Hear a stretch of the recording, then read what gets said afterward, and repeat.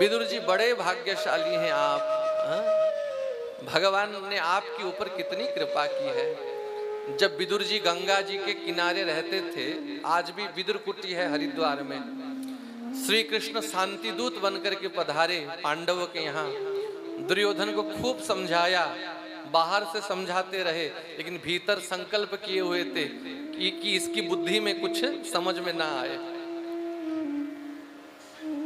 दुर्योधन ने भगवान को बंदी बनाने की चेष्टा की, भगवान का ऐश्वर्य प्रकट हो गया। कांपने लगा दुर्योधन, बोला प्रभु आप भूखे होंगे, आ जाओ मेरे घर 56 भोग है, कुछ पालो। भगवान ने उसके प्रस्ताव को ठुकरा दिया। जहां भाव नहीं होता वहां कुछ पाना नहीं चाहिए। पर भगवान भूखे तो थे, सीधे चले गए विदुर जी की कुटिया में। उस सभा में विदुर जी भी थे, पर भगवान के पास रथ था और विदुर जी खाली पांव आए थे, तो भगवान जल्दी पहुंच गए और विदुर जी को पहुंचने में कुछ समय लगा। कुटिया में विदुर जी नहीं थे, केवल विदुराइन थी।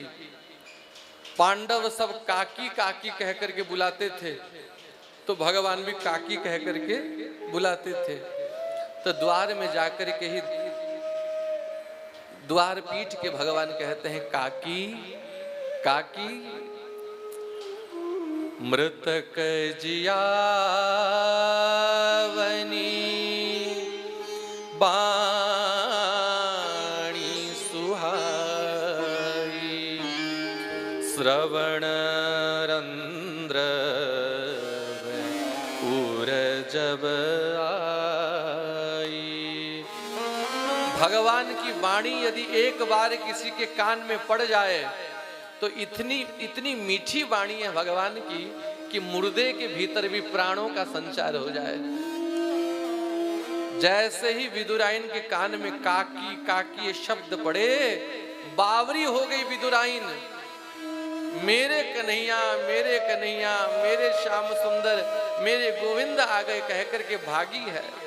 और जैसे द्वार खोला है, बनमाल धारण करके, तड़ित पीतांबर को धारण करके, साक्षात मन्मथ गोविंद मुस्कुराते खड़े हैं। हाथ पकड़ के विदुराइन भीतर ले आई।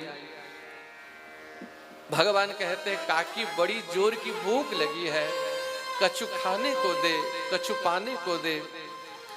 समझ में नहीं आया कि क्या दूं, मेरे घर में तो कुछ है भी नहीं, मैंने कुछ बनाया भी नहीं, क्या खिलाऊं। तब देखती है कि छीके पे पके हुए केले लगे हुए हैं, बंधे हुए हैं। उन केलों को उतार के लेके आई, भगवान को एक चौकी के ऊपर बिछाई, स्वयं नीचे बैठ गई। भगवान के मुख कमल का दर्शन करती हैं।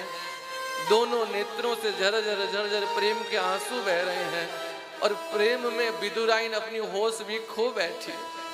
हाथों में केला लेकर के आती है, छिलका उतारती है, फल तो नीचे फेंक देती है और छिलका भगवान के हाथ में धरा देती है। और भगवान भी अपने होश को खो बैठे हैं। ये यथा माम प्रपद्यन्ते ताम तथैव भजाम्यहम्। जो जैसा मुझे भजता है मैं भी उसे वैसा भजता हूँ।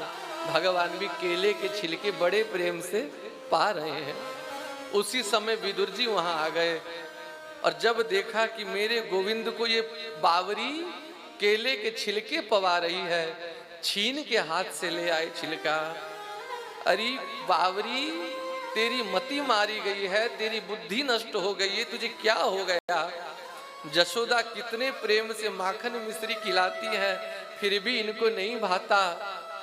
और तू मेरे सुकुमार को, मेरे कन्हैया को छिलका खिला रही है। अरे गोविंद, ये तो बावरी है, पर आप तो समझदार हो, आपको तो मना कर देना चाहिए कि काकी केला, ये छिलका कोई खाने की चीज है। भगवान ने कहा काका क्या करूं? खिलाते समय न काकी को होश था, न खाते समय मुझे होश था। वह प्रेम में खिला रही थी और मैं प्रेम में खा रहा था। तब विदुर जी बाहर गए हैं, और गंगा जी के किनारे बड़े बड़े बथुआ के साग लगे हुए हैं। उन साग के पत्तों को लेकर के आए, मिट्टी के हंडी में अलोना, क्योंकि राज्य को त्याग चुके थे और नमक में भी राजा का अधिकार रहता है। अलोना साग सिद्ध करके कदली के पत्र में परोसा है और अपने हाथों से भगवान को खिलाते थे।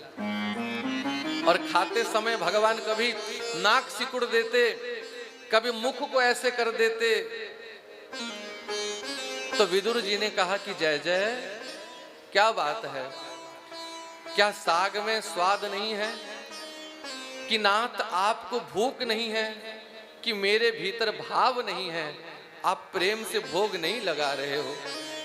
भगवान ने हाथ जोड़ा, काका अन्यथा मत लेना, साग अत्यंत सुमिष्ट है, आपके भीतर भाव भी है और मैं तो भाव का भूखा हूं, भाव देख करके मुझे भूख लग जाती है। पर काका आप बुरा मत मानना, अन्यथा मत लेना, जो स्वाद काकी के छिलकान में होए ना, वो स्वाद इस साग में नहीं है। विदुर जी ने कहा, लाला में विदुराइन जैसी भाव कहां से लाऊं? भगवान विदुर जी के हाथों से साग पाते हैं और कुछ समय विदुर जी के गोद में सिर रख करके सो गए। तो भगवान के मकराकृत कुंडलों की छाप विदुर जी की जंघाओं में आ गई। तो जब भी उस चिन्ह को देखते विदुर जी विह्वल हो जाती कि गोविंद मेरे घर आए थे।